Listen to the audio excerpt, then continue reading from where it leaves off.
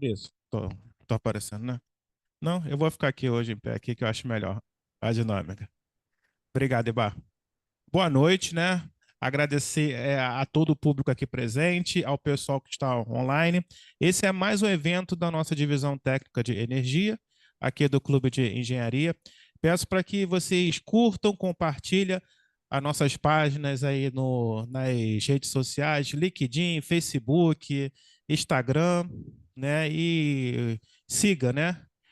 E dá aquele like também nos nossos vídeos que nós temos no YouTube. Esse aqui é um evento, né, que a gente está fazendo em parceria com a Divisão de Recursos Naturais e Renováveis, né? Então, quem vos falo, sou o Francisco Costa, eu sou o coordenador da Divisão Técnica de Energia e agora eu vou apresentar aqui a nossa colega, Ana. Boa noite, eu sou Ana Gabriela Oliveira do Carmo, engenheira florestal, chefe da Divisão Técnica de Recursos Naturais Renováveis. Agradeço ao Francisco pela oportunidade de contribuir nesse evento tão importante, uma temática tão importante sobre bioenergia, biogás, biometano e tudo que o professor falar nós vamos absorver e vamos tirar nossas dúvidas para que o aproveitamento seja máximo, né? E que possamos difundir cada vez mais as novas tecnologias que estão sendo discutidas. Perfeito. Obrigado, Ana. Eu peço para o público que está online fazer posteriormente as suas perguntas que a gente passa aqui para o palestrante. Peço um pouco de desculpa pelo atraso, tivemos alguns problemas técnicos, mas que já foram ajustados. Então, apresentando aqui o palestrante Fábio Viana, engenheiro civil de produção e segurança do trabalho, com mestrado e doutorado em engenharia química pelo UERJ, economista da Petrobras e advogado formado pela UFRJ, com a sua palestra Energias Renováveis, um panorama sobre biogás e biometano no Brasil.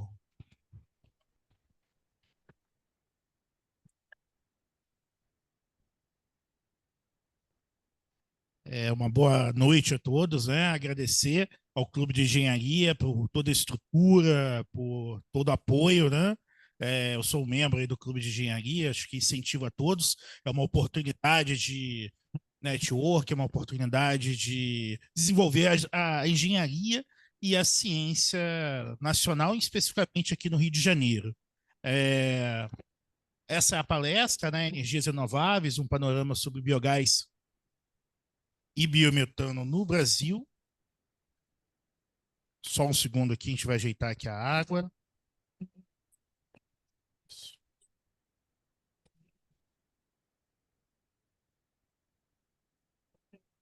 E aí já foi feita uma apresentação aí pelo Francisco, que agradeço o convite, né? Agradeço também o apoio da outra diretoria, da nossa amiga Ana, da Engenharia Florestal. E a apresentação, ele já fez a apresentação, né? Os cursos aí que tenho formação, né? E esses 4 livros aí resumem um pouco, né, a minha produção acadêmica nessa área de biogás e biometano. E o último livro aí vai ser alvo de uma palestra no próximo mês, né? Porque sempre é uma dificuldade para os profissionais de engenharia de elaborarem suas propostas comerciais, né? E sempre o cliente pergunta, né? Qual o valor da proposta? Ou qual o valor da sua hora? Você tem muita proposta de consultoria com time sheet, né? Que são propostas onde você tem que mensurar o valor da sua hora. E isso é essencial, né? Até para a valorização da profissão. Quando você busca aí na internet, no Google, outras profissões, né? O advogado, por exemplo, tem uma cartilha lá descrevendo qual é o valor adequado para cada instrumento jurídico, né? Um inventário, uma partilha, um divórcio.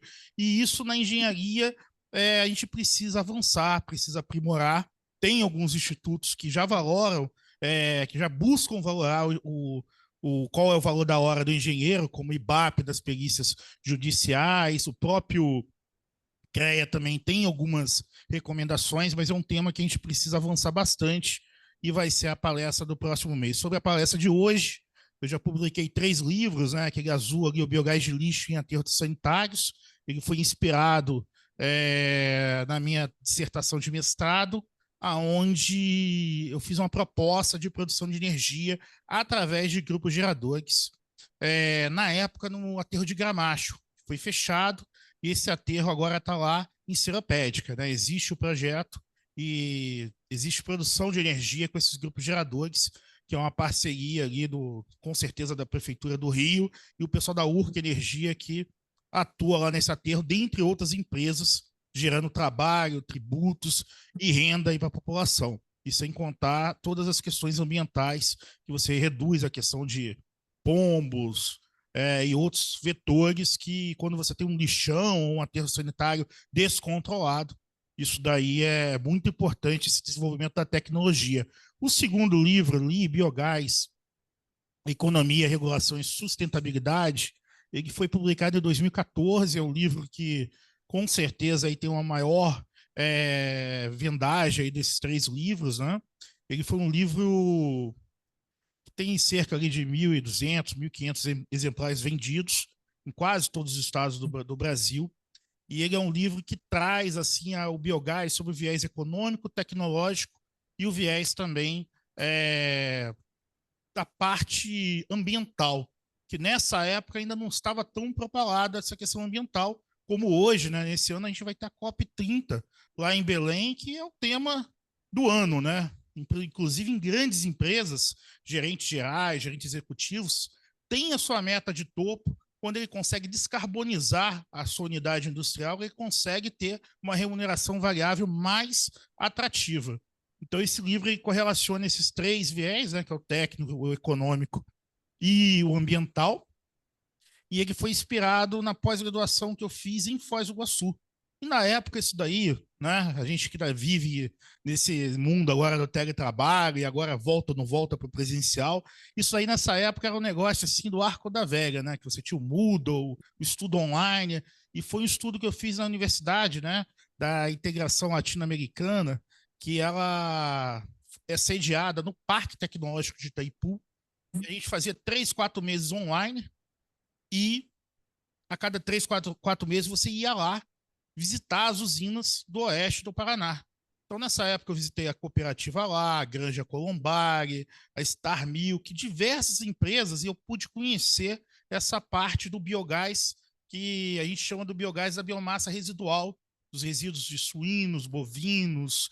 A cooperativa lá, por exemplo, é uma concorrente da Sadia, da Seara. Então, quando a gente visitou a cooperativa lá, aquela produção de nugget, daqueles frangos, né, ensacados. Então, o resíduo ali daquela produção, a parte orgânica, também tinha um aproveitamento energético. E o Parque Tecnológico Itaipu, ele investiu muito dinheiro, né, na época, acho que 15 a 20 milhões, para desenvolver essas plantas, para poder reduzir a matéria orgânica que ia para o rio e aumentar a produtividade da hidrelétrica, porque essa matéria orgânica gerava um fenômeno biológico da eutrofização e também atrapalhava as paletas dos grupos geradores, das turbinas, e isso atrapalhava a produtividade da geração de energia da hidrelétrica. Então tinha uma preocupação técnica, mas também uma preocupação ambiental. E esse último livro, que foi o livro ali de 2022, né, ele foi oriundo da minha tese de doutorado defendida na UERJ, em Engenharia Química, que aí a gente estudou o último tema, né? Não o último, né? Mas fazendo aquela tríade, né? Você tem um biogás que vem do aterro sanitário, você tem um biogás que pode vir oriundo da vinhaça, que são das usinas de cana-de-açúcar, e você tem essa biomassa residual, que é suíno, bovino, a cooperativa lá, do esgoto. Mas a grande demanda energética, ou aonde o biogás pode produzir muitas plantas com plantas grandes de energia, é a questão do etanol, da vinhaça, da usina de cana e o aterro. O aterro no Brasil está bem desenvolvido. A gente já tem bastante plantas já rodando, funcionando, e tem muitas ainda para serem construídas, mas essa questão aí da usina de cana, não. Isso daí, quando a gente defendeu a tese de 2020, tinha pouquíssimas plantas, e inclusive o livro tem até o título ali, que é o Pré-sal Caipira, porque tem tanta coisa para poder produzir energia, biometano, que esse assunto ele vai decolar nos próximos anos, e a gente vai ver isso nessa palestra de hoje. E aí a gente fez aqui uma introdução, né, um sumário, um plano de voo. Tem a introdução, os econômicos. Aí a gente pegou um estado aqui específico de Pernambuco, poderia ser qualquer outro, mas um tempo atrás o pessoal da diretoria de onde eu trabalho, eles pediram um estudo específico para Pernambuco, a gente vai apresentar ali, mas poderia ser do Rio de Janeiro também, mostrando a importância da gente estudar o potencial de cada estado. Porque tem estado que vai ter mais aterro sanitário, tem estado que vai ter mais usina de cana, e por aí vai, né? E aí até é importante também. É assim, hoje eu estou aqui falando, né, como Fábio, pesquisador, professor, então as minhas opiniões aqui, elas não refletem o ente que me remunera. Eu sou funcionário de carreira da Petrobras, então aqui a gente está como engenheiro profissional especializado do setor, né? Mas aí, voltando ao sumário ali, a gente fala ali no item 4, algumas plantas de biogás e biometano no Brasil. Quando a gente começou a estudar esse assunto, na verdade, em 2005, mas eu lembro que a gente já encontrou aqui alguns amigos aqui nessas palestras, eventos de biogás na vida. Quando eu encontrei com o Pérez, por exemplo, lá para 2014, a gente tinha 10 plantas no Brasil funcionando. Hoje a gente tem mais de 1.000 plantas em operação. Então o mercado cresceu muito, mas ainda cresceu pouco. Porque assim, esse muito que cresceu é porque não tinha nada. O potencial de crescimento desse mercado ele é imenso ainda, né? Hoje representa ali um 1%, 1,5% da matriz energética, mas o biogás e o biometano ele tem o potencial de chegar ali a 10, 15% da matriz energética, como acontece hoje com a energia eólica, como acontece também de uma certa forma com a energia solar. Então é o grande protagonista aí das renováveis nesses próximos anos. E a gente traz aqui o panorama regulatório de uma forma muito resumida, né? Isso aí vai ser alvo de uma outra palestra. No meu LinkedIn, a gente fez no ano passado o State Tour, que era passar por cada estado e ver qual era a lei, qual era o regulamento que tinha sobre biogás e biometano em cada estado.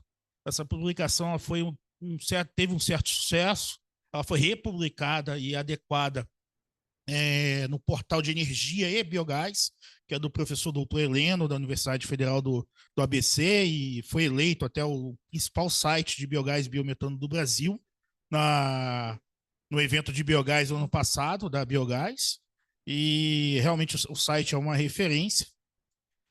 E a gente vai fazer uma palestra só sobre esse assunto, que é um assunto importante, que até tem um desejo de, esse ano, aí, publicar um e-book aí sobre cada estado e também um sobre o país todo, que é um tema muito rico e que auxilia bastante deputados, governantes e empresas privadas em busca de melhorar a eficácia dos projetos de biogás e biometano no Brasil ou em cada estado e aumentar a produtividade também nesses estados. E aí depois a gente fala um pouquinho sobre o futuro aí das energias, com ênfase em energias renováveis, e as considerações finais, né? Então, assim, o primeiro slide é tentando explicar a engenharia do biogás. Como é que funciona, né? Geralmente você tem um biodigestor que está ali na área central esquerda.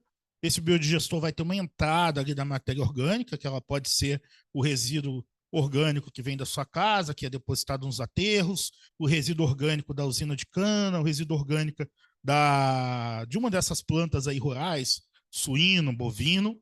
E aí, depois que ele entrou no biodigestor ali, ele vai gerar o biogás, que é um gás que tem uma especificação química, né? E também gera os biofertilizantes. Com esse gás, você pode alimentar um grupo gerador e gerar energia elétrica ou energia térmica. A energia térmica é aquecer o banho da sua casa, né? A gente tem uma realidade no Brasil que no interior a gente não tem energia elétrica em muitos dos locais e, consequentemente, um banho quente ou, consequentemente, uma energia ali para o fogão ali da pessoa cozinhar. Então, essa questão da energia é uma questão muito séria e que envolve os direitos fundamentais da Constituição Federal, que é você, o governo federal e os outros entes federativos proporcionar energia para todos, né? Tem até um programa sobre esse tema. Então, você pode gerar energia, você pode purificar esse biogás, que você tira ali o ácido sulfídrico e outros contaminantes, e aí vai virar o biometano ou o gás natural renovável. Mal comparando, o biometano é como se fosse o gás natural ali que a gente conhece dos carros que são movidos a gás.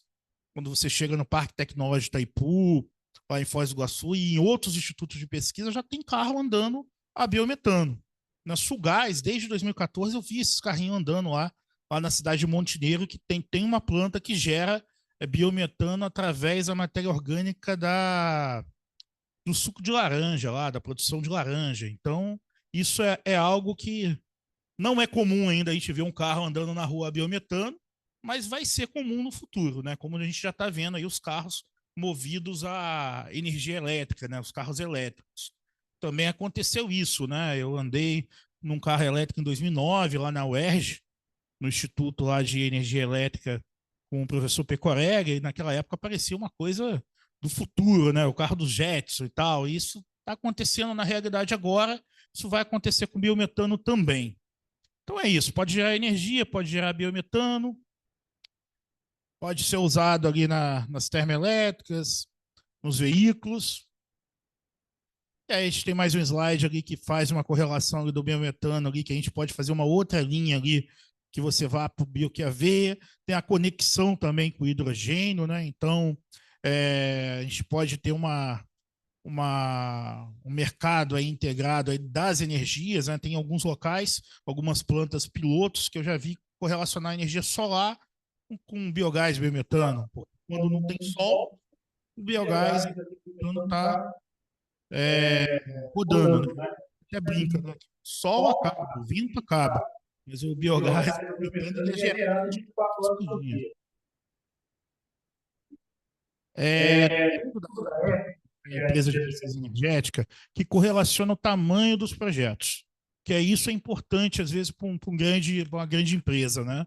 Há um tempo atrás eu fui convidado por um amigo a apresentar os conselheiros, os consultores à presidência de uma empresa, e aí eles queriam falar, poxa, mas é legal esse negócio do biogás, do biometano, mas aonde que a gente tem projeto grande? Porque a empresa é grande, ela tem que tocar projeto grande. Quem são os principais players no mercado? E esse estudo da EP, ele traz isso ali, ele mostra ali no meio ali, ó, que aterro sanitário é uma planta ali mediana. A usina ali de cana já é um projeto bem... E no aterro grande, uma planta ainda maior. Então você consegue ter uma noção de tamanho, né? Assim, a usina de cana, por exemplo, para que vocês possam pesquisar depois, tem a usina de cana da Cocal, que fica em Narandiba, próximo a Presidente Prudente, que lá já está injetando biometano na rede. E esse trabalho até foi oriundo, né, de um trabalho de P&D que a gente fez junto com a Gás Brasiliano, que eu participei, coordenei esse trabalho, e em 2014 isso era um sonho, em 2020 se tornou uma realidade de injetar esse biometano na rede. Isso significa que você tem mais energia, que você tem mais gás, e significa que você consegue, com mais oferta energética, além de abastecer todo o mercado, mas até mesmo em muitos casos você pode até cair o preço, porque maior oferta, se a demanda se mantiver, você pode ter chances do preço se reduzir. São os resíduos animais, porque quando você pega os resíduos animais, assim, por exemplo, a Granja Colombag, né? A Granja Colombag, ela são, acho que 3 mil, 4 mil cabeças de porco, 75 quilowatts, é. Então, assim, é um projeto pequeno. Às vezes, até a indústria de grupos geradores pode ter uma certa dificuldade de ter um grupo gerador para adequar ali a essa potência energética. Mas, enfim, né, quem é empresa especializada nesse assunto vai trazer uma solução energética para isso. Mas é um projeto que geralmente o cara gera energia para si próprio.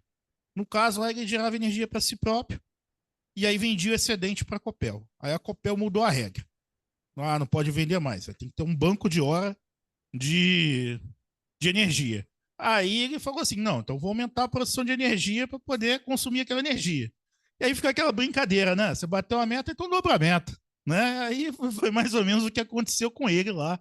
Ele teve que aumentar a produção dele de energia, de repente tomar mais banho e tal, para poder consumir toda a energia que ele produz, porque o excedente estava indo para esse banco aí de horas de energia.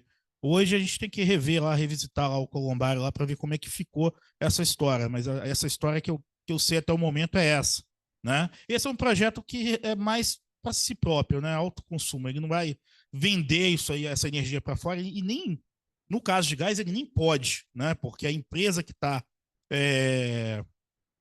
que tem não a licença, mas que tem a regulação favorável para isso, nesse caso, é a Compagás.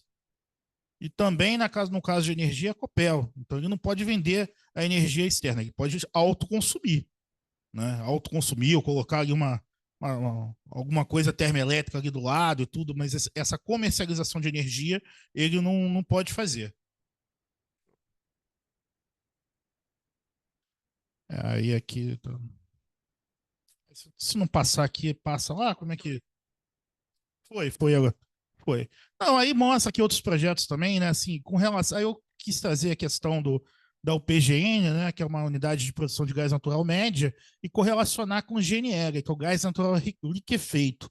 Então, isso aí também era uma questão também que não tinha muito projeto no Brasil. É um assunto que eu venho estudando aí nos últimos 5, 8 anos.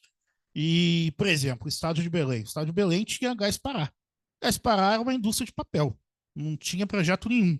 Com a chegada do GNL no porto, lá no terminal de Barcarena, o Estado já está tendo o GNL, né, que é transformado em gás natural, já está conseguindo vender gás natural para as indústrias, já está conseguindo vender gás natural no futuro próximo para os automóveis, e aí você aquece, né? Você tem um estado que não tem gás, esse gás chega pelo mar, né?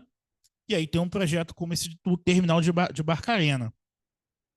E aí tem outros projetos aqui no Brasil também. Tem um projeto no estado de Santa Catarina, tem aqui na ilha na Baía de Guanabara também, tem 2 ilhas ali que tem um projeto ali de GNL. Esse é um assunto também que tem poucos projetos, mas quando aparece um projeto desse, o navio é grande e aí a capacidade ali é muito significativa.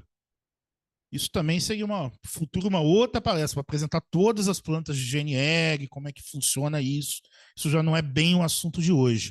Com relação aos aspectos econômicos, eu trouxe aqui só uma tabela que foi adaptada desse estudo aí do Strumer, né?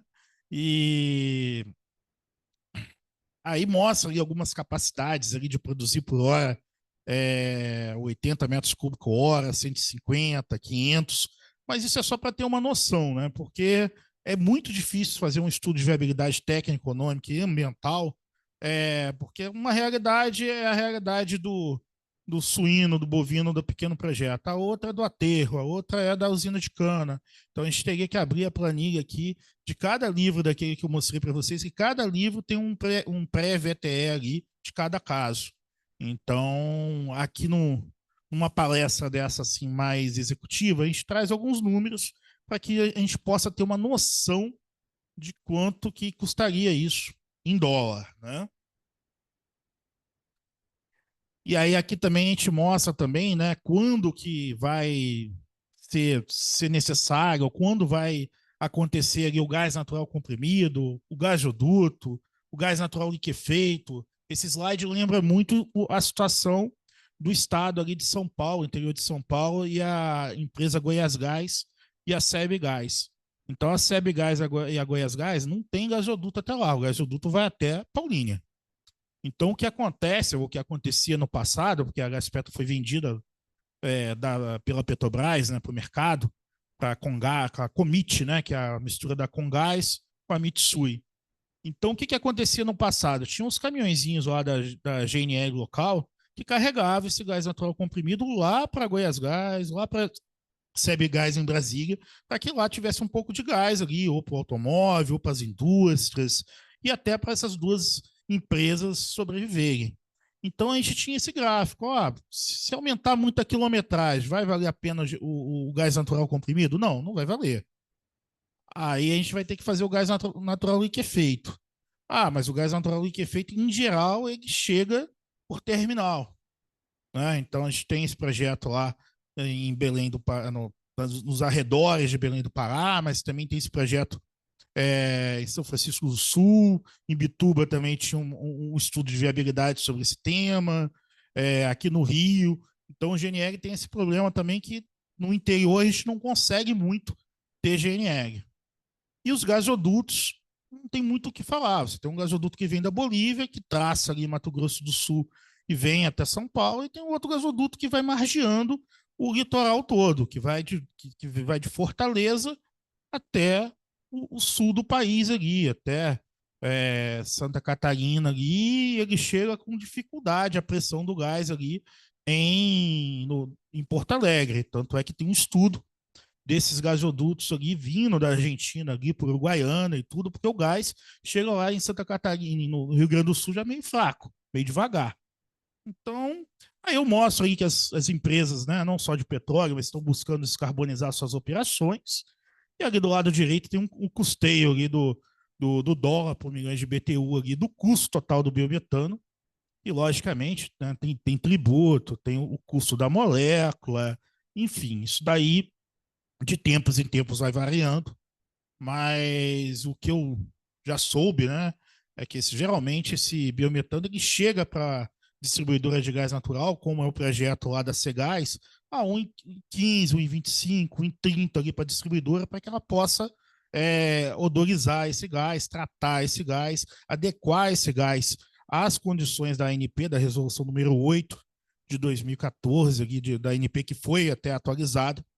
E o biometano ele não pode ser injetado na rede de qualquer jeito, ele tem que ser odorizado, tem que ter 96,5% de metano, o ácido sulfídrico tem que estar numa quantidade muito baixa, porque ele é explosivo, e outros halogenados também têm limite, né, para poder a rede estar segura do ponto de vista da engenharia de segurança e principalmente a engenharia de segurança do trabalho. E aí esse foi um estudo que a gente fez na época lá para Pernambuco, né? Tinha alguns players do Estado, alguns deputados que queriam entender, poxa, qual é o potencial do Estado? Você vê que os dutos da Copergás, a empresa de gás, pelo litoral ali, ele até adentra um pouco ali para o lado esquerdo, ali para o interior do estado de Pernambuco, mas não de uma forma assim, muito uniforme, e a concentração econômica do estado também está muito no litoral, né? Então, nos próximos slides aqui, você vê que tem o Porto de Suape, que tem um projeto também de GNL grande lá, que foi pré-aprovado. Eu acho que é uma forma ali de um portal de entrada, né, de vários vetores energéticos, seja GNL, seja o que for, né? E a gente tem também a refinaria ali da Renest próximo a esse terminal, então é um play importante para se conversar, para buscar parcerias. As usinas de cana, né? O estado de Pernambuco ali tem 15, 18 usinas de cana. Tem algumas que já estão fazendo projetos aí de biogás e biometano, uma da Marquise, né? Energia. E ali na região metropolitana ali do estado de Pernambuco. Aterros sanitários, também a gente faz um estudo aqui, onde que tem aterro, né? Porque, teoricamente, onde tem aterro tem biogás, e onde tem biogás tem energia. Então, você pode fazer um estudo desse, tipo mapa estadual de biogás e biometano, né? A engenharia, economia e sustentabilidade. Você consegue fazer um estudo desse para o Estado, e aí cabe ao seu deputado estadual, ao seu deputado federal, propor leis para poder isso acelerar. Né, desoneração tributária, incentivo com os bancos estaduais a crédito aos investidores. Então, a gente tem que conectar a tecnologia com a economia, com o meio ambiente, para que esse assunto possa avançar. Mas sem um estudo, sem um estudo de consultoria, de um diagnóstico energético do biogás e biometano do Estado e outras rotas energéticas, né, o investidor ele fica perdido. Então é importante fazer esse estudo, é importante a academia, é importante os clubes de engenharia se conectarem com os outros players, né? Órgãos do terceiro setor, os políticos, os gestores das empresas públicas, os gestores das empresas privadas, para colocar a roda para andar, né? E aí, esse já é um estudo da CI Biogás, que é um instituto lá ligado ao Parque Tecnológico Itaipu, né? E também a Biogás também participa desses estudos. E aí você vê ali que o gráfico ali de 2003, 2004, tinha uma planta em operação, uma planejada. Você vê que isso cresce de forma assustadora e quando chega ali em 2022, que é quando acabou aquele estudo ali, mas tem outros estudos também aí no mercado, você vê que a gente tem mais ali de 800, 900 plantas e algumas projetadas. Mas esse dado atualizado já tem mais de 1.000 plantas aí operando. E ali no gráfico ali do Brasil, né, no mapa do Brasil, você vê que tem muito projeto do estado de São Paulo, tem muito projeto ali no Paraná, em Minas também. No Rio também tem alguns projetos, no estado de Pernambuco, no estado do Ceará. E os outros estados ainda estão caminhando, né? Assim, no estado do Paraná, é muito essa questão da biomassa residual. Né? A biomassa dos animais, os porcos, também tem algumas usinas de cana, como o projeto lá da Geoenergética, que eu estive lá em 2014, na época até que o Alessandro Gardner ainda nem era presidente da Biogás, depois ele virou presidente da Biogás, e hoje tem diversas plantas no Brasil. Naquela época era a primeira planta dele, hoje eles fizeram parceria com a Heinz, acho que é Geo Heinz, que é o nome da empresa, e eles têm planta em Piracicaba, no Mato Grosso, quer dizer, virou uma grande potência aí, né, o Alessandro Gardner, as suas empresas aí nessa área de biogás e biometano. E aí a gente mostra um outro gráfico ali, né, mostrando o potencial de geração de energia elétrica. Você vê que São Paulo tem muito potencial, mas também tem muita demanda.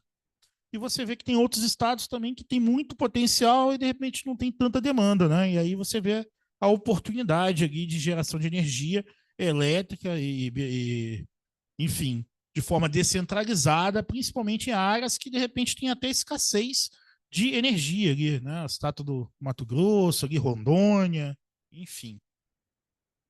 Aí a gente mostra um outro gráfico também, né? Que são as plantas de biometano no Brasil. Ali no gráfico, ali na parte superior esquerda, né? O mapa. A gente tem as 11 plantas que tem no Brasil, não tem muitas plantas ainda de biometano. E para poder começar a operar essa planta, a ANP tem que autorizar, tem que testar, né? A ANP ela regulou bem esse mercado e está bem organizado isso daí. E aí ele mostra ali, né, atual de 2025, né? Ó, desde o início de 2020 até agora, quanto que a gente produziu? Aqueles 28 milhões ali de metro cúbico. Qual foi a produção ano a ano? Que é o gráfico ali da inferior esquerda, né? Ó, 2020 ali, cerca de 2 milhões, aí depois subiu para 3, e aí foi subindo e chegou em 2024 a 6. Então isso aí tá aquela brincadeira, né? Assim, 2020, 2 milhões, dobrou a meta e dobrou a meta de novo. Então o mercado está crescendo de forma assustadora. E com relação a 2025, eu não coloquei ali porque só tinha 2 meses. E aí estava muito baixo o gráfico, e aí dá uma sensação que o negócio caiu, entendeu? Mas não caiu, não. O negócio está subindo, né? Estatisticamente, acho que ao final de 2025, a gente vai conseguir ver ali a estatística e vai ver que desses 6 milhões vai subir para 6 milhões e meio, 7 milhões, no ritmo que está indo. E aí a gente tem um gráfico também, você vê que a maioria das 11 plantas, né, 10 ali são no Sudeste, só que tem uma no Nordeste que ela é muito grande, que é a usina que é ligada lá a Cegás, que é o aterro sanitário de Calcaia, que é uma cidade da região metropolitana, e a Cegás ela injeta esse biometano na rede. Foi um projeto bem inovador, um projeto que já tem um tempinho. Então, assim, acaba que esse projeto ele produz ali, praticamente 42% da oferta energética desse biometano nacional, porque o aterro é muito grande, então ele produz muito gás natural. Então, esse é o ponto. E os outros projetos ali são projetos também significativos, mas não tão pujantes como esse do Ceará. Sim, eu vou falar do estado do Rio. Do estado do Rio tem um projeto, que é ali o aterro sanitário de 2 arcos, que pega os resíduos ali de São Pedro da Aldeia, Cabo Frio, e o gás verde seropético, mas tá ali, ó, vamos ver ali, ó, tem um de São Pedro da Aldeia e tem um de seropético do gás verde, exatamente. São os dois que já estão autorizados, já estão operando, né? O de seropética com certeza deve ter uma conexão ali com o aterro sanitário, né?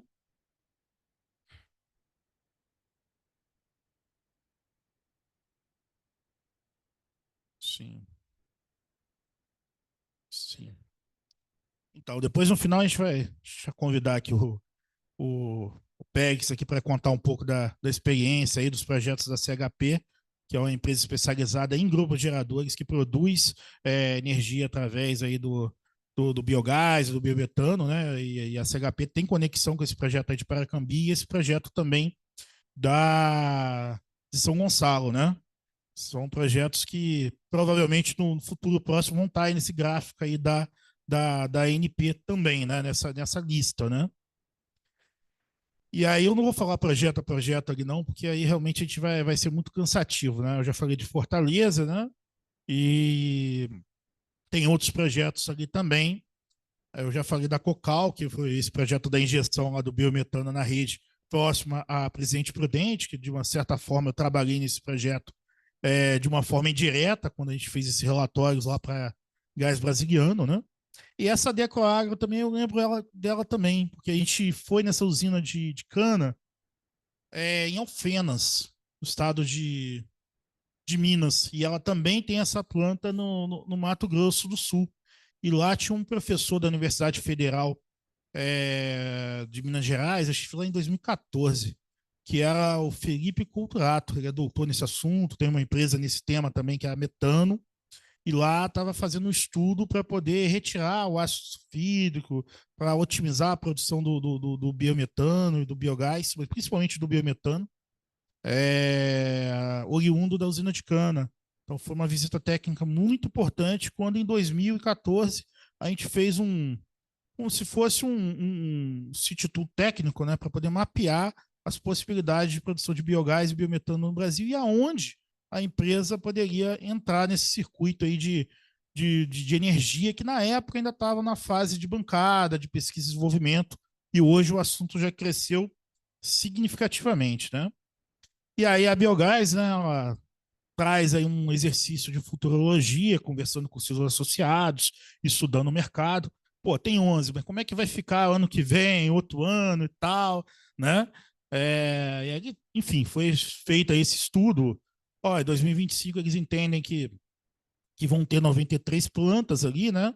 Algumas autorizando, outras autorizadas, outras mapeadas, e entendem que até 2022 vai chegar naquele número ali de 200.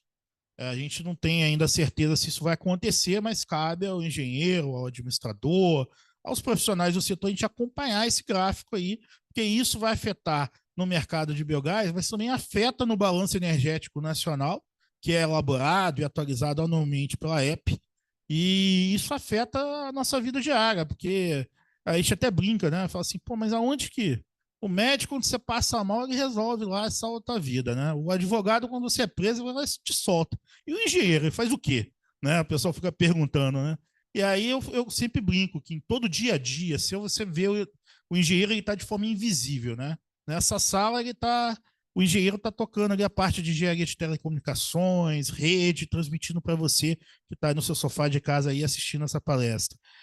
Quando a gente chegou aqui no clube de engenharia, quando a gente sobe os elevadores, é necessário do engenheiro mecânico ali para operação, manutenção e fiscalização do bom uso dos elevadores. A gente precisa do engenheiro civil para construir esse edifício aqui, realizar o fundiamento e tal. O engenheiro elétrico para a questão de dimensionamento da parte de luminosidade, manutenção, operação. Então, cada área da engenharia ela é importante. Aí, até o final da palestra, que eu lembro também do engenheiro florestal também, que a gente tem 2 engenheiros florestais aqui, a gente lembra uma conexão, mas a engenharia florestal está muito também em voga, principalmente devido a essa questão da descarbonização, do reflorestamento. Quando você vai fazer um projeto, para obter a licença ambiental, você tem condicionantes. E essa condicionante, em muitos casos, existe o reflorestamento de áreas. É importante o engenheiro florestal. Então, cada engenharia ela é importante no dia a dia da nossa vida e dos negócios. Essa usina aqui eu só mostrei ali a foto ali para vocês terem uma noção que o projeto é grande, não é um projeto pequeno, né? Esse da Cocal que fica lá próximo à Presidente Prudente. A gente tentou visitar essa usina, a gente não conseguiu, porque o pessoal queria um e-mail do diretor da empresa para ir lá, e o diretor não mandou e-mail, a gente não foi. Mas é uma empresa aí, se o pessoal estiver ouvindo a gente, gostaria muito de conhecer esse projeto na prática, porque é um projeto aí inovador do setor com 25 mil metros por dia ali de biometano, né? E aí ele tem 2 biodigestores verticais, que a gente consegue ver ao centro ali da foto, né? E outros acessórios, horizontais para poder armazenar e produzir o biofertilizante, que é reinjetado na produção de etanol e aumenta de 5 a 7% a produtividade da próxima safra, porque o biofertilizante ele tem um biometano concentrado, que substitui e de forma melhorada o fertilizante mineral, que o Brasil importa 80%. O valor dele de mercado é R$ 1.400, R$ 1.500 e ainda sujeito às volatilidades do dólar. Então é uma economia e tanto e redução de risco, né? Aí a aterro sanitário, que eu fui colocando um de cada casa aqui, só para a gente poder ver, né? Então a gente tem ali o grupo gerador, né? Do lado direito ali, a gente tentou fazer um raio-x ali de como é que funciona ali o grupo gerador, que tem o motor, tem a proteção, tem uma parte ali que dissipa ali o ar. Então a gente consegue ter uma noção ali do que é o biodigestor. O biodigestor, não, o grupo gerador, né? Embaixo ali eu peguei até uma foto ali da CHP ali mostrando ali o biodigestor da CHP também, que é uma outra forma da gente visualizar, né? Esse grupo gerador.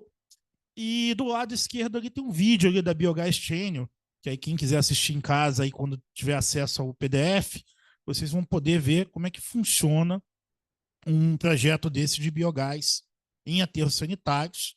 E tem vários tamanhos de projeto, né? Mas geralmente os grandes projetos produzem ali de 20 a 25 mega, né? E projetos menores, como esse daí, vai produzir ali em torno de 8,5, atendendo 200 mil pessoas, que é uma cidade aqui do tamanho de Volta Redonda, ou Barra Mansa, aqui no estado do Rio, para a gente ter uma ordem de grandeza, né? A Volta Redonda já tem mais gente, tem umas 300 mil pessoas. Seria próximo da cidade de Barra Mansa, realmente.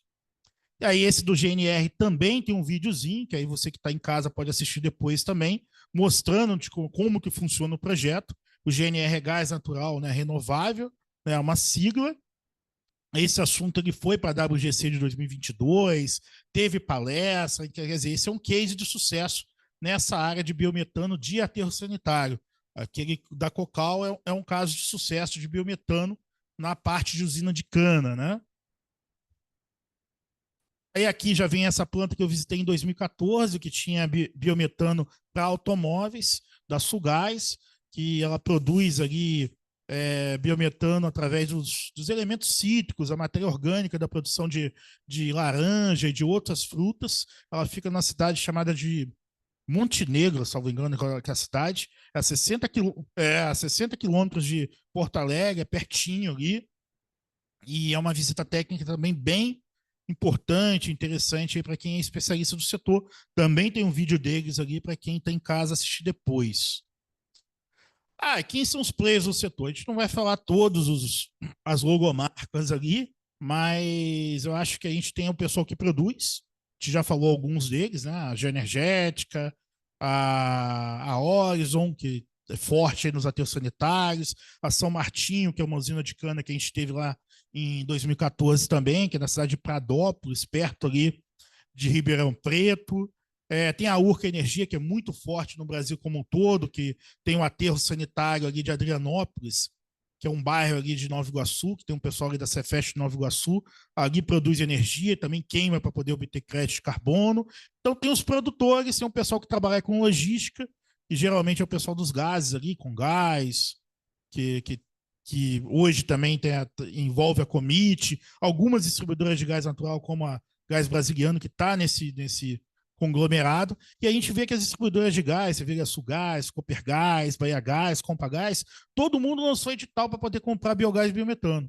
Então, o mercado está aquecido, e a própria Petrobras também lançou agora em fevereiro um edital para compra de biogás e biometano, e aí ela não quer comprar o biogás e biometano dos animais, ela quer os grandes projetos, que é essa parte de usina de cana e aterro, né? Eu acho que tem mais mercado hoje para a parte de usina de cana, porque esse mercado está mais virgem, por isso que a gente brincou lá no livro que é o pré-sal caipira, né? O aterro sanitário ainda tem alguns projetos, mas as grandes cidades já estão conectadas aí com grandes empresas, grandes indústrias, como a Urca Energia e tantas outras que estão aí nesse slide. Sobre o panorama regulatório, trouxe esse slide, na verdade, da EP ali, no início ali, eu coloquei ali alguns artigos e leis ali que não estão aí nesse estudo, Mas, assim, esse tema ele merece uma outra palestra, porque você falar em 40 minutos aqui de cada lei, de cada resolução, ou pelo menos as principais de cada estado, você vai demandar 27 slides aqui para a gente poder detalhar cada estado, tipo o panorama atual e o que a gente tem que fazer. Então, hoje aqui a gente não consegue trazer. Mas, assim, eu vou destacar assim, 4 coisas ali, né? O primeiro é o artigo 225 da Constituição Federal. Lá traz os princípios de desenvolvimento sustentável, os princípios da equidade intergeracional, que é você proporcionar para as gerações futuras o mesmo acesso à energia, à água, aos recursos minerais e energéticos que a geração atual tem. Isso envolve o licenciamento ambiental, envolve estudos ambientais como o EARIMA, que são realizados em qualquer gerência de licenciamento ambiental dos grandes projetos das grandes empresas, que é a gerência que eu atuo, né, nesse momento, lá na Petrobras. Em 2010, teve essa lei 2.305, que falou assim, ó, aí deu aquela canetada, vão acabar com os lixões no Brasil. Só que não adianta o advogado, o legislador, acabar e não trazer as condições de infraestrutura, as condições do sistema S treinando o pessoal, tendo empresas para poder realmente acabar os lixões. Para acabar os lixões, envolve muita coisa. E até hoje, no Brasil, ainda tem alguns lixões, porque a lei ela determina o término dos lixões, mas assim não traz o caminho de como resolver isso no curto prazo. Então, isso daí vai demandar ainda algum tempo. E aí ali tem algumas resoluções de 2014, ali, que foi publicada ali em janeiro de 2015, ou fevereiro de 2015, que foi a resolução número 8 de 2015. Ela trouxe algumas... Poxa, qual é a composição do biometano?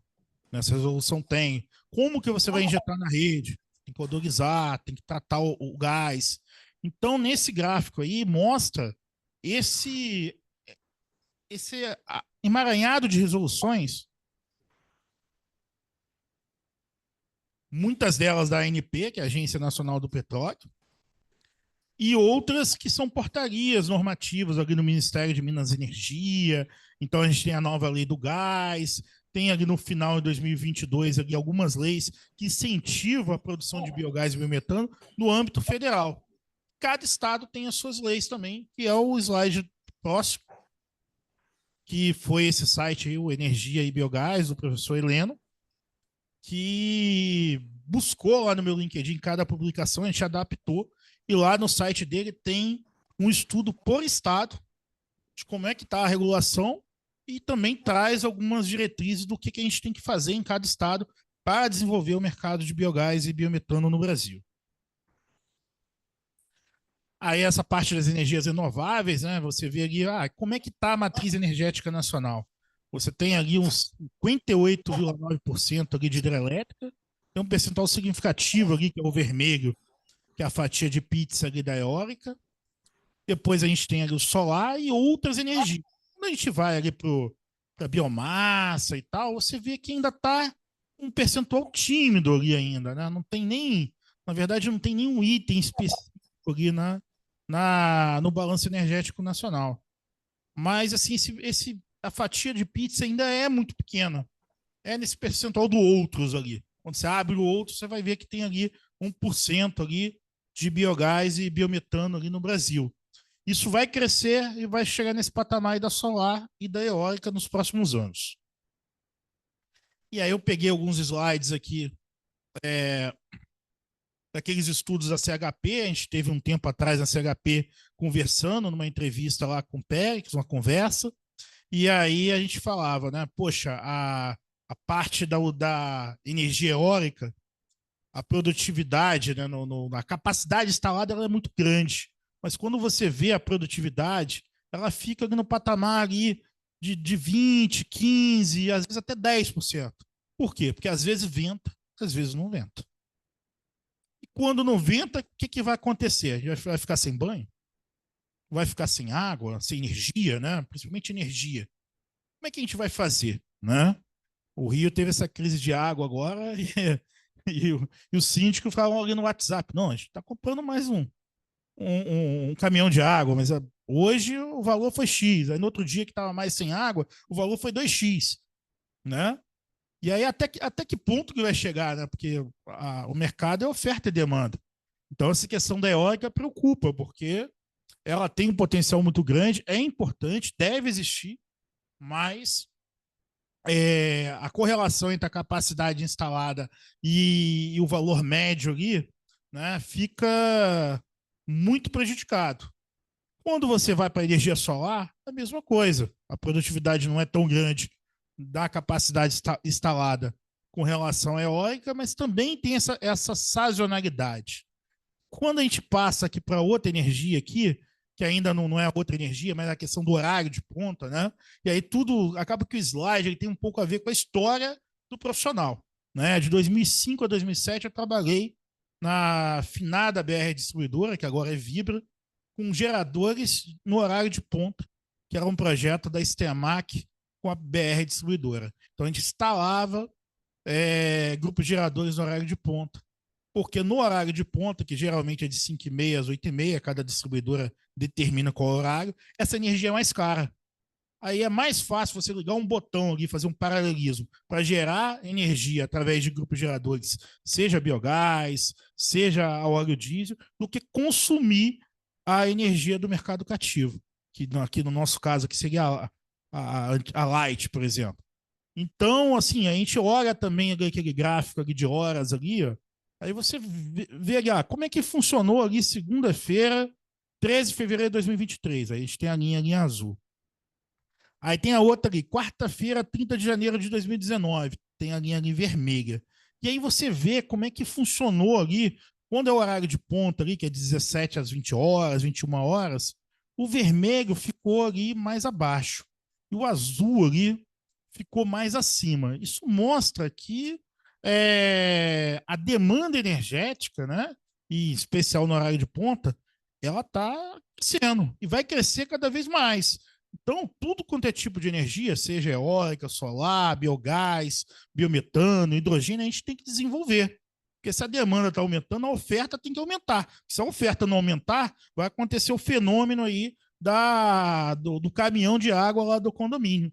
E aí é difícil explicar isso daí, né, para o síndico, mas a gente consegue trazer a microeconomia para a macroeconomia energética, né? Que é importante a gente aumentar a oferta energética no país. E aí aqui fala dos fertilizantes também, que foi aquela história que é R$ 1.500, R$ 1.400 o fertilizante lá mineral, e se você faz o fertilizante ali do biogás biometano que a gente viu ali na usina, é uma forma do biometano, do biofertilizante ser mais potente, vamos dizer assim, e menos volátil com relação às variações de dólar, de mercado. É uma produção interna nossa, você mitiga o risco e aumenta a produção nacional, né? Então, ali o gráfico ali da direita mostra ali a velocidade galopante ali da importação de fertilizantes. Então, a importância da gente desenvolver esse mercado. E aí, aqui eu trouxe uma publicação do LinkedIn minha, né? A gente acaba fazendo os estudos estatísticos. Essa publicação acho que ficou no top 10 lá de tudo que eu já publiquei na vida. E aí eu trouxe aqui que é o crescimento da capacidade das energias renováveis ali durante o tempo, através do tempo. Você vê que a China ali, que é a parte superior esquerda, está abrindo ali a boca de jacaré, quer dizer, a produtividade está crescendo de uma forma galopante. A Europa também, os Estados Unidos também. Logicamente que o Brasil, que está ali embaixo ali, está crescendo também timidamente. Mas assim, a gente vê que todo mundo está crescendo a produção de energias renováveis. Então, aquele Proinfa que foi criado lá em 2003, no início do governo Lula 1, a gente deveria ter o Proinfa turbinado, Proinfa atualizado. Não só com a energia solar e eólica, mas com biogás, com biometano, projetos de hidrogênio, projetos da produção de fertilizante através da biomassa e o desenvolvimento de outras energias renováveis. É isso que precisa no país atualmente.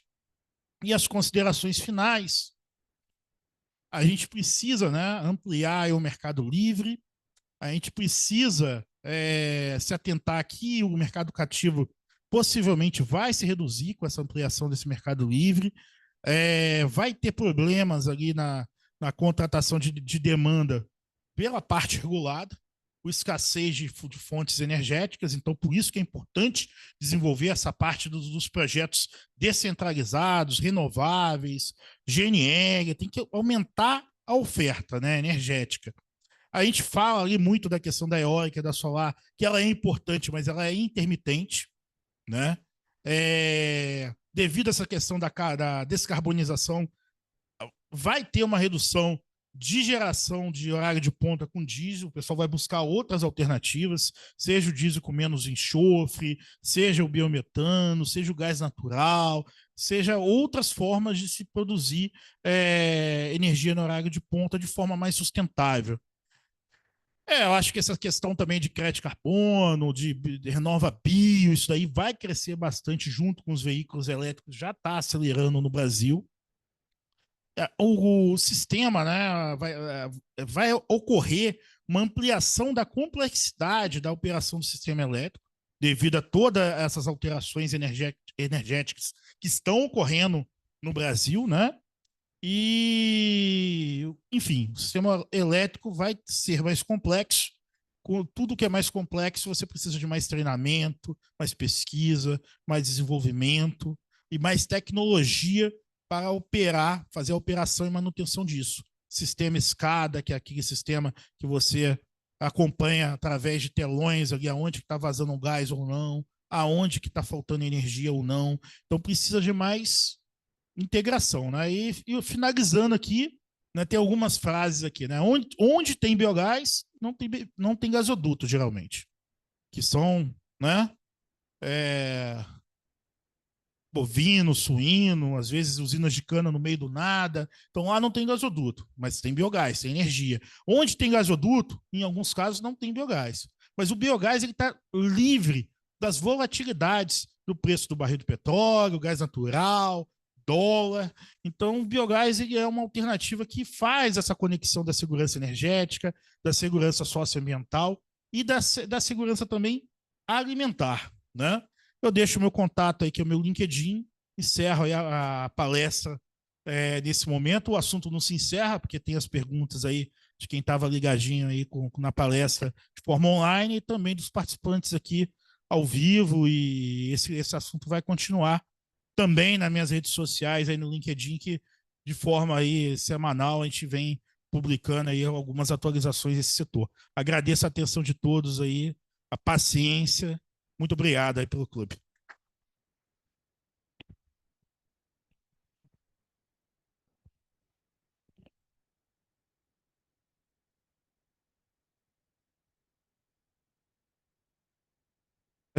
Testando. Obrigado, Fábio, aí pela apresentação. Deixar aqui registrado que nós temos um representante aqui, Rubem de Alves, está representando a divisão de petróleo e gás, DPG. Ao pessoal que está online aí, deixa as suas perguntas, né? Nós vamos passar para o palestrante, também está aberto ao pessoal que está online e ao pessoal que está presencial. Ok? Também eu peço aí ao pessoal que deixe disponível na sala aí do chat, né? A apresentação do palestrante, tá? Perfeito. E agora eu vou abrir aqui para a nossa mesa técnica. Eu quero agradecer novamente ao Fábio Viana, a gente já está conversando isso já tem um tempo. É um tema relevante, né? Um tema que é social também. É um tema que falta muito debate, né? Falta entendimento. E você vê aqui, trouxe uma explanação interessante, uma abordagem hipodinâmica. E ainda, só para lembrar que esse assunto ele não se encerra, a gente estava conversando e nós vamos, provavelmente, nesse mês, fazer um novo evento, né? Dando continuidade a esse tema, e esse evento vai ser comunicado aí nos nossos canais do Clube de Engenharia. E eu peço para que vocês se tornem atentos. Agora eu vou deixar a palavra aqui com a nossa mesa técnica também, com a Ana, da Divisão de Recursos Naturais e Renováveis, está com a palavra aí. Obrigada, Francisco. Obrigado ao palestrante. Achei o tema muito interessante está muito relacionado com a divisão técnica de recursos naturais renováveis. O tema tratado foi sobre energia renovável, energias renováveis, porque nós percebemos que o biogás e o biometano, eles podem produzir diferentes tipos de energia, né? E é muito interessante pensar, né, que existe, vamos dizer assim, que o país, o Brasil, ele tem muitas fontes energéticas. Aquele slide de pizza, né, onde foi colocado sobre a energia hidrelétrica, né, e as demais fontes de energia, até chegar na energia produzida pela biomassa solar, eólica, quer dizer, mostra que existem diversas formas de se obter energia no Brasil. E isso é uma coisa assim, muito bom para a nossa economia, né? E saber que essas fontes elas podem ser exploradas, né, de forma sustentável, né, vamos dizer assim, de forma que consiga, vamos dizer, desafogar, né, aquelas energias que não são limpas, né, e trazer para a sociedade as energias não poluentes. Isso é muito interessante, né? Eu anotei algumas coisas aqui sobre a transição energética. É muito importante. Eu falo isso, Fábio, porque a transição energética é muito importante e é uma das pautas da COP30, né? Então, pensar, né, como o Brasil vai se inserir nesse espaço, né, de mercado relacionado à transição energética e como ele vai se sustentar também a partir do seu mercado interno é muito importante, sabe? É uma energia, o biogás e o biometano são energias limpas e renováveis que contribuem para a diminuição de gases de efeito estufa, né? E isso, no momento em que está sendo discutido sobre mudanças climáticas, é essencial. Os custos de produção e exploração, eu acho que, não sei se são menores ou maiores, provavelmente menores, né? Porque existe essa produção mesmo natural de matéria orgânica. E uma coisa interessante é que a sociedade ela se beneficia com isso também. A coleta seletiva, a reciclagem, né, as cooperativas, né, isso, e a questão dos resíduos sólidos também. Isso é muito importante, né, para que consigamos cada vez mais deixar os ambientes mais saudáveis, mais livres de materiais contaminantes. Então, existe aí um impacto positivo sobre o meio ambiente e um impacto socialmente positivo e sobre a economia também, obviamente, né? Eu estava conversando essa semana, aí fica a minha pergunta, Fábio, já finalizando, sobre uma situação que estava acontecendo no norte do país, né? Então, existia ali a produção de chorume numa cidade, num município do Brasil, e estava tendo alguma dificuldade com a prefeitura local sobre o dimensionamento dos equipamentos, acredito que do biodigestor, né? Para que aquilo pudesse ser eliminado de uma maneira de uma maneira mais eficiente. É sustentável isso. E eu gostaria de fazer uma outra pergunta. Aí a primeira pergunta vai nesse sentido. De que maneira, né, se existe uma proporção, né, ou se o biodigestor ele vamos dizer assim, trabalhado ou formado, eu digo no sentido de produzido, para atender determinado volume de matéria orgânica. E a outra questão é a seguinte, sobre a eficiência, porque nós, no âmbito da DRNR, discutimos muito sobre a eficiência, né, Rubim? Do etanol, né? E eu gostaria de saber se a eficiência do biometano né?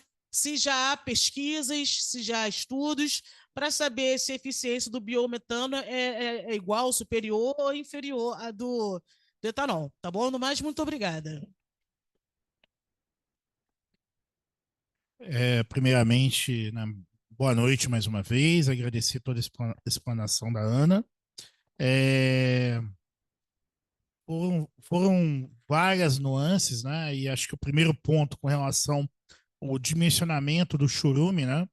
É, na verdade, você tem que dimensionar, você tem que considerar algumas rotas tecnológicas. A primeira, se o aterro está aberto ou fechado.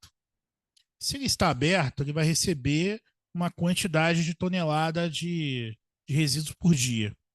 Então, geralmente, um aterro que recebe ali 1 milhão de toneladas por dia, ele vai ter que ter um biodigestor num tamanho X e vai ter que ter ali um grupo gerador ali ou dois, mas vamos colocar aí um grupo gerador aí de 1 mega, né?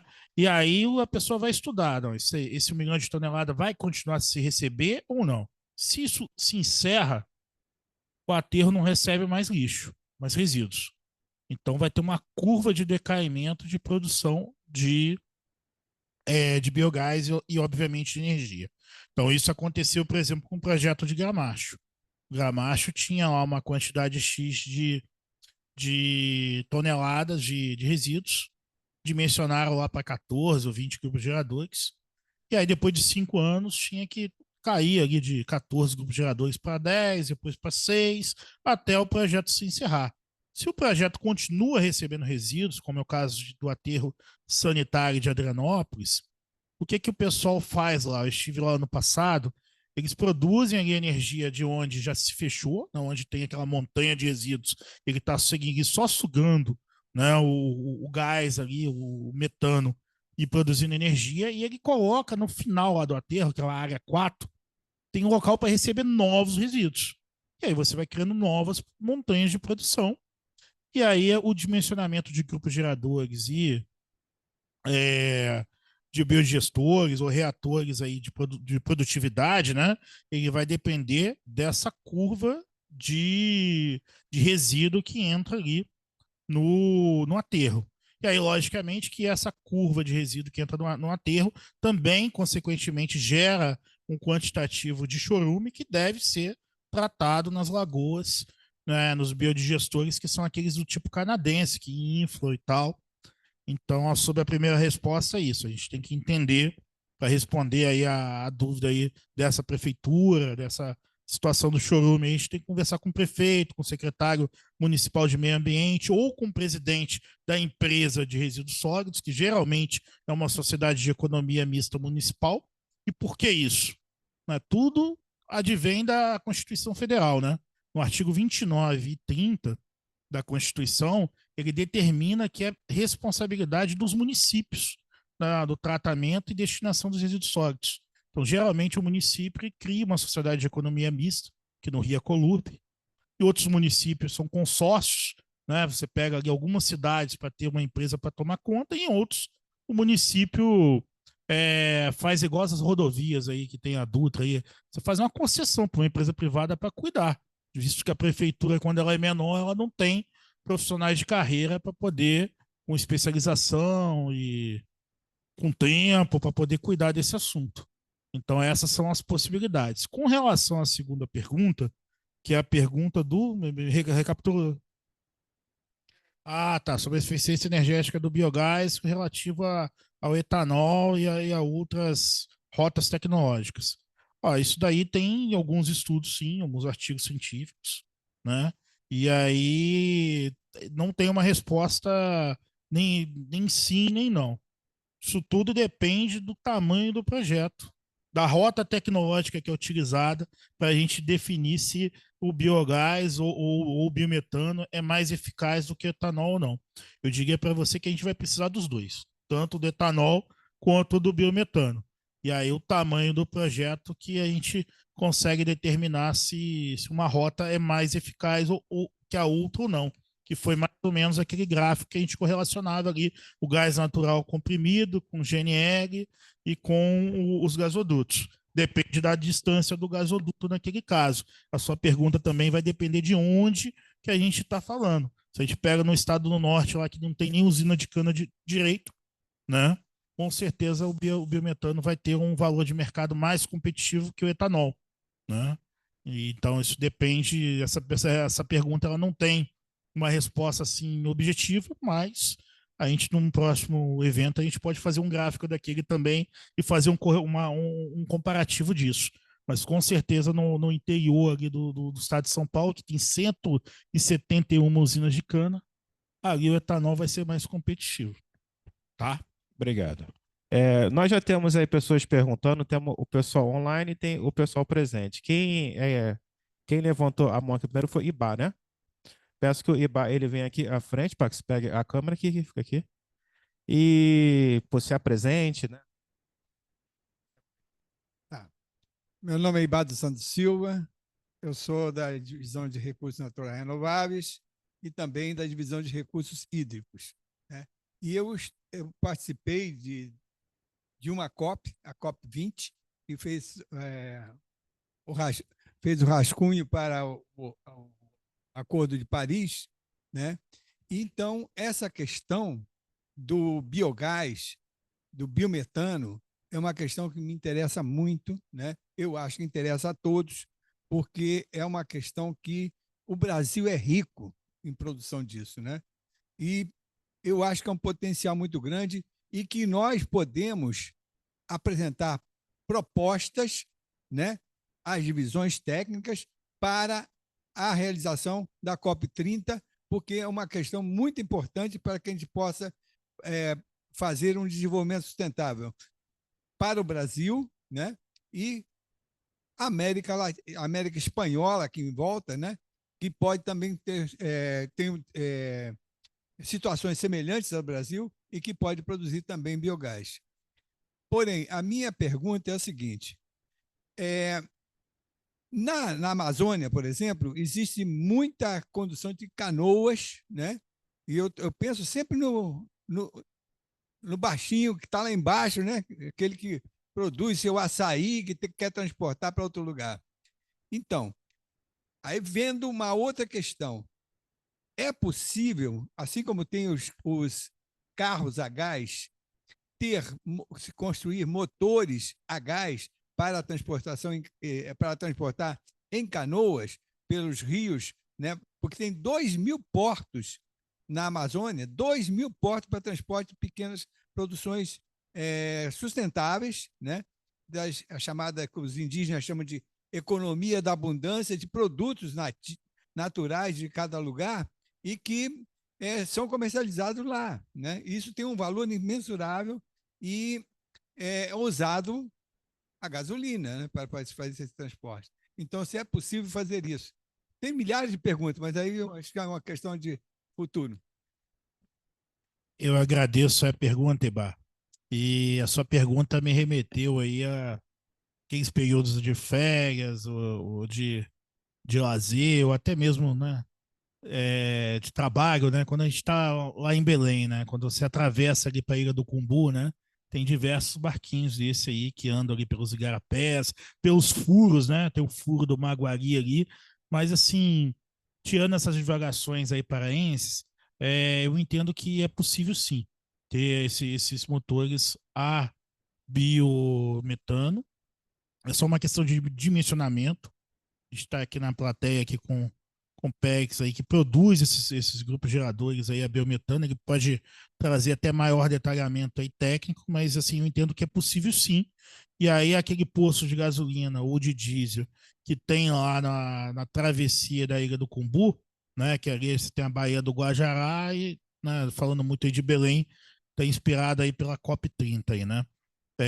E aí quando você vai atravessar a Ilha do Cumbu, do lado esquerdo ali tem um posto ali, acho que da Ipiranga ou da BR ali, que é os barcos, tanto as lanchas de alto padrão quanto essas pequenas, abastecem, né? No futuro a gente vai ter um posto de gasolina daquele dali de biometano, como a gente mostrou ali na foto ali, aquele posto de gasolina de biometano que já tem no Parque Tecnológico Itaipu, que é lá em Foz do Iguaçu, já tem em Montenegro, né, que é essa cidade próxima de Porto Alegre a 60 quilômetros, e tem outros projetos do país. Não vou conseguir elencar todos agora, mas assim a rota energética ela já está construída. A questão é igual à questão do carro elétrico, né? É você conseguir ter a escala. Se antes era inimaginável você ver carros elétricos andando, ou até sendo Uber. Olha que interessante, né? Que a economia circular ela traz oportunidades para a microeconomia do país. Esse dia eu conversando com o Uber, ele falou assim: poxa, o meu carro é elétrico, eu reduzo o meu custo fixo e aumento a minha lucratividade. Então, algumas operações elas começam a ser muito mais viáveis devido ao desenvolvimento de uma energia renovável, que de uma certa forma esses carros elétricos são renováveis, né? Porque assim, também é meio renovável, né? É aquele negócio assim que você não sabe muito como é que é, porque depende de onde vem a energia. Se a energia que está alimentando aquele carro é de uma hidrelétrica, de uma. Como é que eu vou dizer? Então, se a energia daquele carro for alimentada pela solar, eólica, biogás, outras renováveis, hidrelétrica, ok, ele é sustentável, ele é renovável, tal, limpo. Agora, se a energia vem da energia, né, da térmica a gás, a óleo diesel, a térmica a carvão, né? Então, o carro elétrico é aquele negócio, assim, parece, né, você tem aquela dúvida ali, né? Mas, assim, respondendo a sua pergunta, é possível sim, só que isso não ganhou escala ainda, né? A gente não tem ainda essa tua idealização assim, na prática ainda. Tem isso em pequena escala, em escala de bancada. Obrigado, Fábio, obrigado. Temos aí um participante online, é o Wagner Victor. Ele está com a mão levantada, ele vai fazer uma pergunta. Está nos ouvindo, Victor?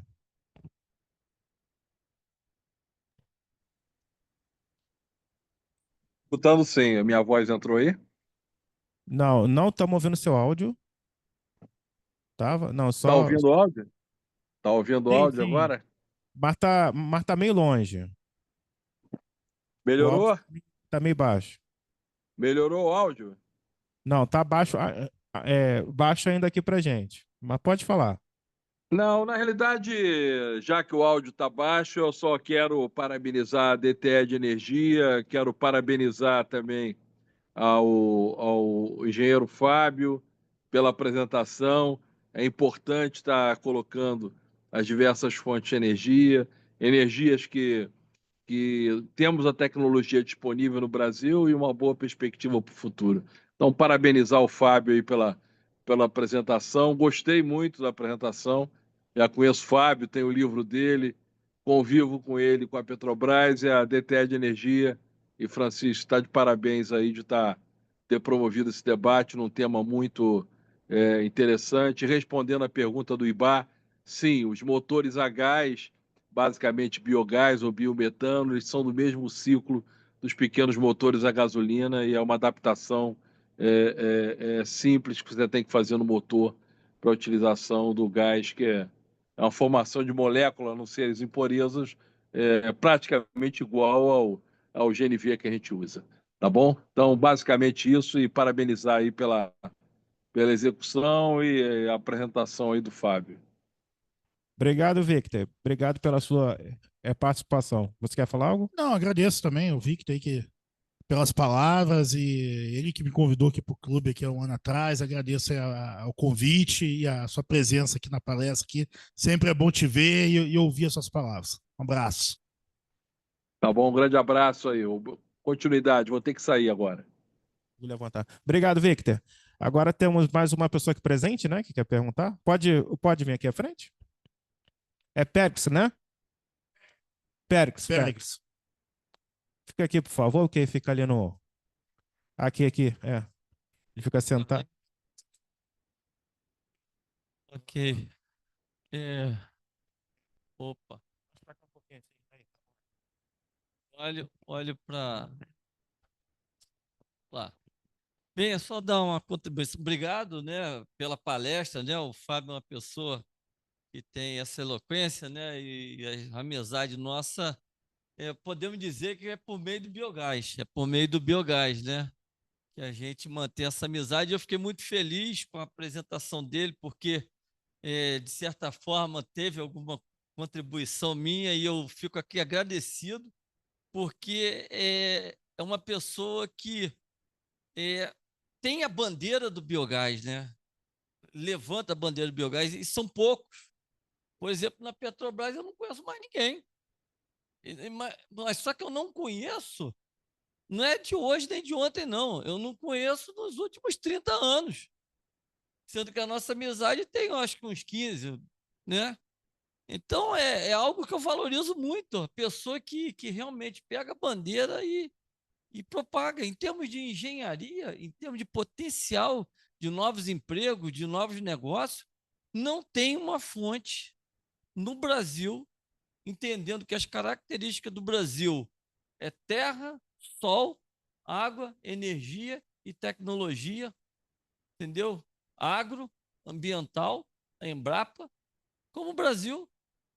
Então, o potencial que nós temos para frente em pesquisa, desenvolvimento, geração de renda, emprego, é algo que não está escrito ainda num documento. E aí, respondendo a algumas colocações, o etanol, o biometano, sim, é mais eficiente que o etanol, tá? É mais eficiente. Em termos de eficiência energética no motor, vai muito depender do regime de funcionamento. A gente pode dizer que seria até equivalente, mas em termos de 1 metro cúbico de biogás, biometano e 1 litro, vamos dizer, de etanol, tem até um número aí que é fácil pesquisar na internet. Hoje eu não tenho de cor, mas eu sei que é mais eficiente. E o balanço energético do biogás, que aí você pegando desde ali, vamos dizer assim, do substrato, no caso etanol, a cana, todo o processo de produção do etanol, entendeu?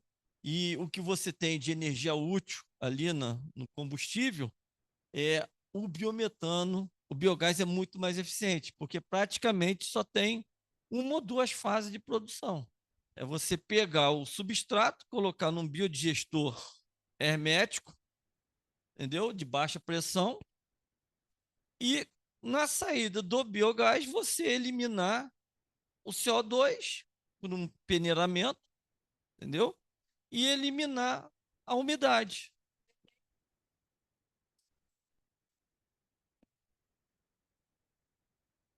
Depende da concentração de metano, da molécula de metano na matéria-prima, porque alguns alimentos, né, devem ter maior, vamos dizer assim, quantidade dessa molécula do que outros. Ou a mistura faz com que seja otimizado. Normalmente você tem em torno aí de 20 a 40% de CO2, entendeu? E 80 a 60% de CH4. Mas eu concordo com vocês, chama atenção que quando você desenvolve a codigestão, você pode ter um equilíbrio carbono, nitrogênio, hidrogênio, você otimiza a produção de CH4, entende? Isso é um campo fantástico para estudo. Existem pessoas no Brasil estudando cepas de bactérias que podem otimizar isso. Mas isso não é um desafio, é muito fácil, porque quando você tem o biogás, mesmo vamos botar aí o que é mais comum, 35% de CO2, alguma coisinha de oxigênio, alguma coisinha de hidrogênio, muito pequenininho, e mais a parte de CH4. Você purifica, ou com chuveiro, com água gelada, ou com peneiramento molecular, que é um PSA, ou então com uma membrana. Isso já está dominado, já está tecnologicamente em cima da prateleira e já está sendo vendido. Então, em termos de balanço, para concluir, energético, efetivamente, o biogás ele é muito mais eficiente do que vários outros combustíveis. Entendeu? O meu nome é Péricles, eu sou da CHP Brasil, nós somos um fabricante de grupos geradores a biogás aqui, instalado no Rio de Janeiro. Mas antes disso, a gente é um defensor, entendeu? Um apóstolo do biogás, entende? Então, não vim aqui vender nada, mas defender que o potencial do biogás no Brasil é algo que a engenharia precisa mergulhar e explorar o máximo possível. Eu gostaria de fazer uma pergunta, Pérez, até para você, assim, rapidamente, né? Logicamente que a cada ano aí a gente acaba se encontrando e É, tudo, né? E do último ano que a gente se encontrou para agora, que acho que a última vez é, foi naquela entrevista lá na própria CHP, quais foram os projetos aí que você possa falar, né? Que chegou aí na carteira, enfim, o que você viu de novo daquele no último encontro para cá com relação a biogás, o biometano, enfim. o, de um ano para cá, realmente, o biometano, ele, por questões de preço de energia elétrica, nível de reservatório, vários detalhes do setor energético brasileiro, ele ganhou uma posição muito estratégica, até por questão de descarbonização, entendeu? Que ele substitui diretamente o diesel, né? E o próprio combustível, gasolina, etc. e tal. Então, o biometano cresceu muito. Porém, nós estamos vivendo um momento em que o setor elétrico está precisando de energia de ponta, como você mostrou. Realmente, tem um leilão que parece que vai ser adiado, e assim em junho vai ser adiado, que precisa de potência no horário de ponta. E nesse ponto, o biogás, o biometano e até o gás natural terá um papel imprescindível. Então, de uns tempos para cá, as plantas de biometano elas ganharam, vamos dizer assim, um mercado. E as plantas de geração de energia elétrica, nós tivemos alguns projetos, eu destaco aqui Papel Guapi, que seria uma sugestão de trazer aqui, que é uma planta de reciclagem de papel aqui em Guapimirim, onde eles não tinham condição de aumentar a potência, a demanda contratada, porque teria que ter um reforço de linha, iriam gastar mais de 20 milhões, entendeu? Para um reforço de linha para Light. E aí não somente usaram o gás natural que estava na porta, como também estão usando biogás. Então é um caso assim de sucesso aqui no mais recente, no Rio de Janeiro. E o Rio de Janeiro teve, há um tempo atrás, já não está mais em operação, o primeiro gasoduto virtual de biometano, que pegava o biometano do aterro de Dois Arcos, São Pedro Aldeia, trazia para o final aqui da Avenida Brasil, para o centro de distribuição do supermercado Guanabara, e ali gerava energia elétrica substituindo o diesel no horário de ponta.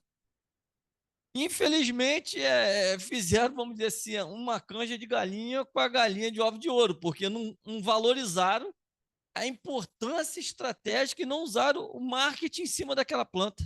E olha que o ovo tá caro, né? Não, não, obrigado pelas suas palavras aí. Eu acho que a sua fala, ela até correlacionou um pouco a sua pergunta, né? Se era melhor o biogás ou o etanol, né? Quando você me perguntou, eu fiz um raciocínio um pouco de economista, né? Se você tem ali X milhões de reais, é melhor construir a planta de etanol ou a de biometano, né? E aí eu te respondi que depende, né? Porque aí depende de onde você está, etc e tal. Com relação a essa questão do potencial de 1 metro cúbico lá do biometano, eu já vi esse slide, é um slide que mostra lá o carrinho, né? E realmente com o biometano é muito mais eficaz. Só que aí aonde que vai ser mais viável você desenvolver uma planta de etanol ou uma planta de biometano? Isso depende de onde você está e daquele estudo ali que a gente falou ali do estado ali de Pernambuco. Cada estado tinha que desenvolver ali, ó, não, nessa área aqui eu vou construir biometano que está mais favorável. Ou vou desenvolver o etanol aqui, porque aqui tem mercado. Sim. Mas a eficiência técnica ali, né, a eficiência energética do biometano, ela é muito grande e eu concordo que realmente de 2020 para cá, aquele gráfico da INP mostra, tá tendo um boom das plantas de biometano e o gráfico da biogás mostra um outro boom, que é você passar de 11 para 200.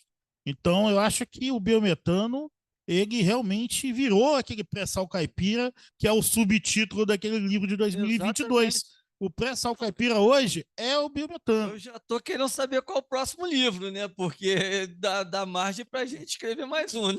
Verdade, vamos esperar os próximos capítulos ali, para aguardar a pergunta do nosso amigo ali que está aguardando ali, para a gente encerrar aí. Obrigado, Pérez. Obrigado. Ah, outra coisa, o barquinho seria possível sim, tá? Seria possível. Talvez não a canoazinha, mas um barquinho um pouquinho maior seria possível.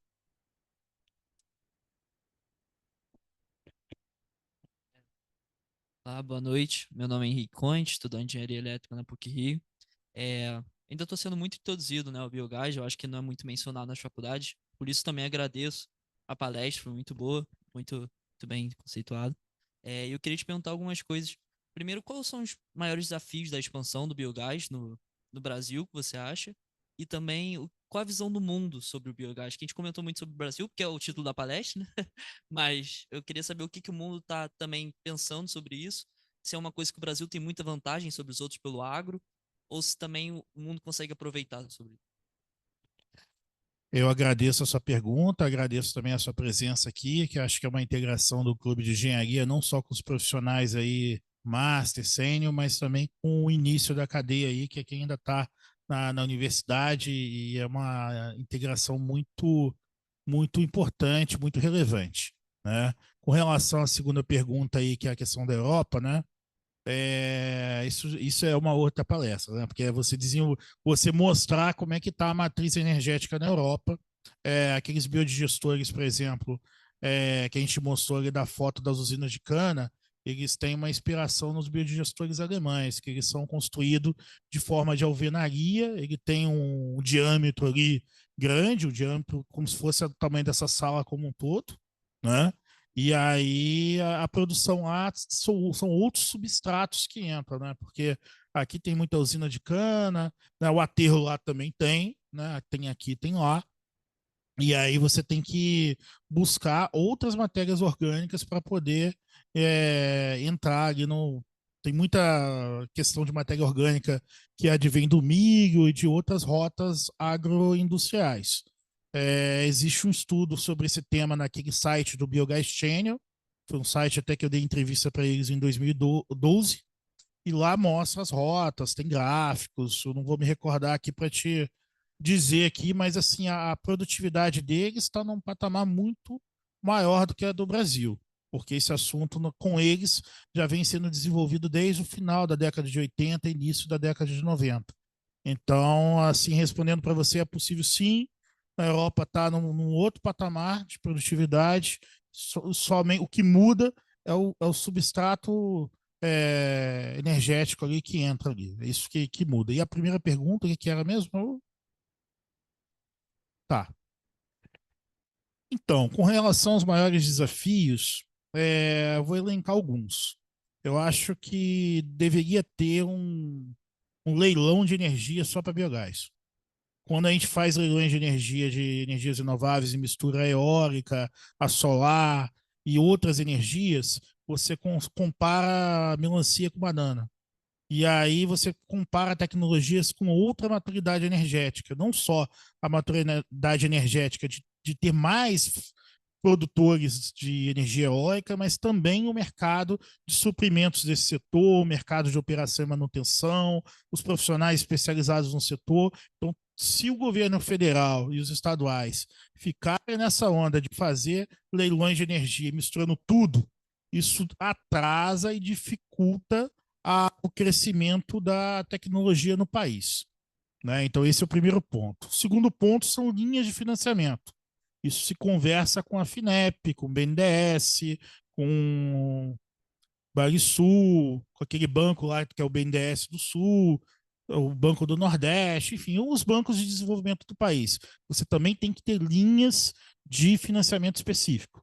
Hoje tem pouquíssimas linhas específicas. Você tem linhas de energias renováveis, linhas do Fundo Clima, e aí tudo que você mistura muito atrapalha a desenvolver a energia que ainda está numa fase que não está numa fase de operação plena. O assunto está iniciando ainda. Ele está ali no 1, 2%. Não dá para competir com o que está no 8 e no 13 ali, que é a solar e a eólica, né? Eu acho que o terceiro item, né? Então, a gente falou de economia, que são as linhas de financiamento, falou do leilão específico, e o terceiro item eu acho que é a modernização das legislações estaduais para suportar o tema. Federal, mas também principalmente estadual, porque as leis estaduais elas não estão suportando a realidade técnica do Estado. Por exemplo, o Estado do Rio tem uma lei de 2012 que diz que vai comprar 10% da energia produzida por biometano. Ela não diz a que valor, joga o assunto para a Genesa e também não cria uma linha de financiamento para ela poder ter esses 10%. Então, se você não tem um projeto de lei que se concatena com essa parte econômica, a lei fica igual essa lei do lixão. Vamos acabar o lixão. Como? Então, a técnica ela tem que se conversar com a economia, tem que se conversar com o meio ambiente, com a sustentabilidade e tem que se conversar com a sociedade. Então, está precisando isso. A conexão dos principais players do mercado para que o assunto ande, para que isso possa andar. Precisa de projeto de lei, precisa de gestores dessas empresas públicas, a gente precisa de uma atuação holística em busca de um resultado mais eficaz. Perfeito. Muito obrigado. Obrigado. É só para finalizar, nós temos uma pergunta ali. Eu peço desculpe ao Luiz Quintela, que parece que essa pergunta estava mandada para a mesa, não é isso? Para a mesa diretora e não estava aqui online. Ele faz duas perguntas ali. Fábio, a tecnologia nos processos é dominada no Brasil? Ele está online, tá? Outra pergunta, aí já faz logo junto, tá? Assim como a solar eólica, a bioenergia de resíduos de safra também não é sazonal? Sobre a primeira pergunta, a tecnologia está dominada sim, né? A gente tem tecnologia já bem desenvolvida, testada, algumas patentes ali no início da década de 2000, 2005, 2008, tinha algumas patentes desenvolvendo, muita coisa em escala, né? Em escala de laboratório, tudo, mas acho que hoje essa tecnologia ela já está muito bem desenvolvida, tem várias plantas operacionais em grande escala, tanto na parte das usinas de cana, quanto nos aterros, plantas lucrando, operando, a parte também do suíno bovino está tudo rodando, então acho que esse assunto está dominado. Com relação à sazonalidade, a resposta também depende. Depende de qual o insumo energético que você está falando. Com relação a suínos e bovinos, os resíduos que são produzidos por esses animais, se você tiver a mesma quantidade de animal, dificilmente altera, cara. Então tem resíduo o ano todo, porque o animal acaba, né, emitindo excrementos todo dia. Então isso aí não tem problema. Com relação ao aterro sanitário, isso vai depender do crescimento da cidade.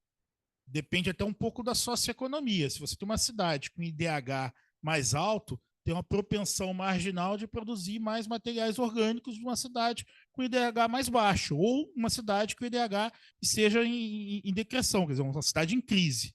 Mas, em geral, nos aterros sanitários, a produção de resíduos ela tende a crescer, porque as cidades estão crescendo. A gente não está tendo redução de população, como acontece em alguns países, de repente Japão e tal. Já com relação à usina de cana, não, isso ele está certo. Existe uma safra.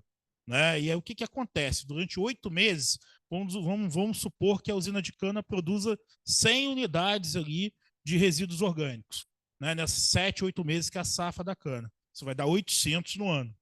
O que o produtor de biogás, biometano faz? Ele pega esses 800, divide por 12, vai dar ali mais ou menos uns 70, e ele só utiliza 70 mês a mês, para poder a produtividade não parar. Até porque se ela parar, pode gerar entupimento nos dutos de biogás e biometano que conectam os grupos geradores ao biodigestor, ou que conectam também a entrada desses substratos no biodigestor. Então não pode parar esse biodigestor, esses reatores que atuam aí, eles não podem parar.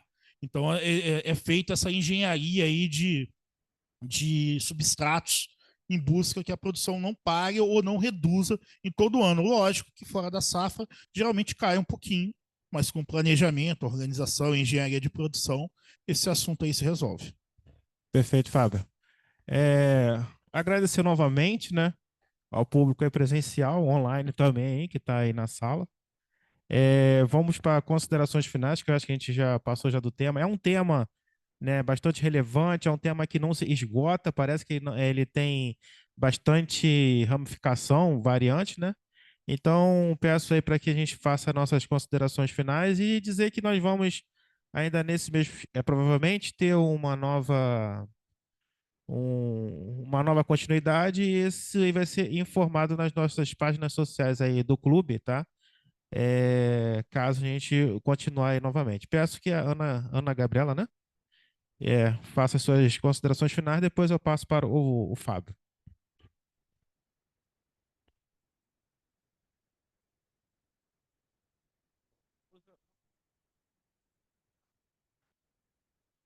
Colegas, a minha percepção sobre o evento foi uma percepção muito positiva. Muitos aspectos importantes foram tratados aqui. Nós conversamos sobre aspectos econômicos, ambientais, sociais, aspectos que estão diretamente relacionados à redução de gases do efeito estufa, questões relacionadas que eu achei muito interessante, né, a essa existe atualmente uma preocupação muito grande com a queima de combustíveis fósseis e a Petrobras trabalhando no sentido de buscar alternativas energéticas através de processos que produzam energia limpa e renovável, isso é muito importante, né, para a gente também desmistificar um pouco aquela ideia. Então, uma empresa de energia e uma empresa séria que leva o Brasil para frente, que nós precisamos apoiar e conhecer também melhor os trabalhos, né? E, no mais, parabenizar o Francisco, parabenizar a Divisão Técnica de Energia, parabenizar o Fábio, sobre os assuntos tratados eu, na verdade, já vou pensar de uma maneira diferente quando começar a ser falado ou quando for falado o tema bioenergia, né? Porque e perceber que a natureza ela possui formas, diversas formas para sustentar a vida na Terra, né? Isso é muito importante, isso é algo que nos deixa muito satisfeitos e também nos dá certeza que devemos investir cada vez mais em pesquisas, em estudos, né, apostar nos resultados das pesquisas para que assim o país possa crescer e chegar àquela potência que nós sabemos que tem capacidade de chegar e que certamente com um trabalho muito sério chegaremos, porque cabeças pensantes nós temos, tá bom? Um abraço. Obrigado, Ana. Aí, prazer aí a divisão de recursos naturais e renováveis ter nos dado apoio. Passo agora a palavras finais aí para o Fábio. Eu gostaria de agradecer o convite mais uma vez, Francisco. Obrigado. As palavras aí da Ana, aos presentes. A fala aqui é de agradecimento e que a gente possa aí participar de outros eventos aqui, eu como na plateia também, que a gente possa fomentar não só a discussão aí sobre as energias renováveis, mas sobre outros vetores aí da engenharia nacional. Agradecer, boa noite, muito obrigado, pessoal. Valeu. Nós que agradecemos e eu declaro encerrado aqui nosso evento, ok? Obrigado.